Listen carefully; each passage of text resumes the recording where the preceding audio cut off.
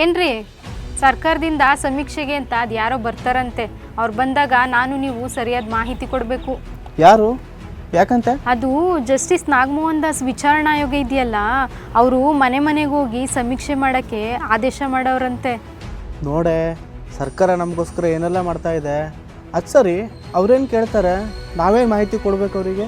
ಏನಿಲ್ಲ, ಪರಿಶಿಷ್ಟ ಜಾತಿಯವರು ತಮ್ಮ ಜಾತಿ, ಉಪಜಾತಿ, ಶಿಕ್ಷಣ, ವರಮಾನ ಹೀಗೆ ಅವ್ರಿಗೆ ಬೇಕಿರೋ ಮಾಹಿತಿಯನ್ನು ಸ್ಪಷ್ಟವಾಗಿ ನಿಖರವಾಗಿ ಹೇಳಬೇಕು ಅಷ್ಟೇ. ಓಹ್, ಇದರಿಂದ ಪರಿಶಿಷ್ಟ ಜಾತಿಲಿ ಉಪಜಾತಿಗಳ ಸಂಖ್ಯೆ ಎಷ್ಟಿದೆ ಅಂತಲೂ ಗೊತ್ತಾಗುತ್ತೆ. ಅದ್ರ ಜೊತೆಗೆ ಮೀಸಲಾತಿ ಸೌಲಭ್ಯ ಹಂಚಿಕೆ ಕೂಡ ಸುಲಭ ಆಗುತ್ತಲ್ವಾ? ಹೌದು, ಒಳ ಮೀಸಲಾತಿ ವಿಚಾರವಾಗಿ ಜಡ್ಜ್ ಸಾಹೇಬ್ರ ವರದಿ ಶಿಫಾರಸ್ಸಿನಂತೆ ಸಮೀಕ್ಷೆ ಮಾಡೋಕ್ಕೆ ಸರ್ಕಾರ ನಿರ್ಧಾರ ಮಾಡಿದೆ.